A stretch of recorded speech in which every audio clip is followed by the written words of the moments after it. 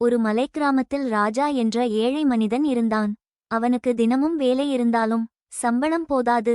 வாழ்க்கை எப்போதும் போராட்டமாதான் இருந்தது.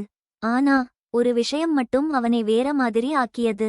அது அவனோட உதவும் மனசு. ஒரு மாலை கடும் மழை பெய்து கொண்டிருந்தது. அப்போ ஒரு முதியவர் பசி குளிரால் நடுங்கிக் கொண்டு சாப்பாடு கொடுக்க முடியுமா என்று கேட்டார். ராஜா என்ன பண்ணான் தெரியுமா? அவன் வீட்டில் இருந்த ஒரே ஒரு உணவை யோசிக்காம அந்த முதியவருக்கு கொடுத்தான். அவன் மனைவி கேட்டாள், நாம என்ன சாப்பிடுவோம்? ராஜா சிரிச்சு சொன்னான், நம்ம நல்ல மனசு நம்மை காப்பாத்தும் நாட்கள் கடந்து போனது. ஒரு நாள் ராஜா வேலைக்காக காடு வழியாக போனான். திடீர்னு கொள்ளையர்கள் அவனை சுற்றி நின்னாங்க. உன்னிடம் இருக்கிறதெல்லாம் கொடு. ராஜா பயந்தொட்டு நின்றான். உதவி கேட்க யாரும் இல்லை. அந்த நேரம் தூரத்தில் இருந்து ஒரு குரல், அவனை விடுங்கள். ஒரு குதிரையில் ஒரு காவலர் வந்து கொள்ளையர்களை ஓடவிட்டார். ராஜா அதிர்ச்சியுடன் பார்த்தான். அந்த காவலர் யார் தெரியுமா?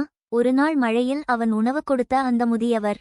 அவர் சிரிச்சு சொன்னார், அந்த நாள் நீ கொடுத்த ஒரு உணவு இன்று உன் உயிரை காப்பாத்துது. கருத்து: தானம் சிறியதாயிருந்தாலும் அதன் பலன் மிக பெரியது. நாம் செய்த நன்மை ஒரு நாள் நம்மை தேடி வரும்.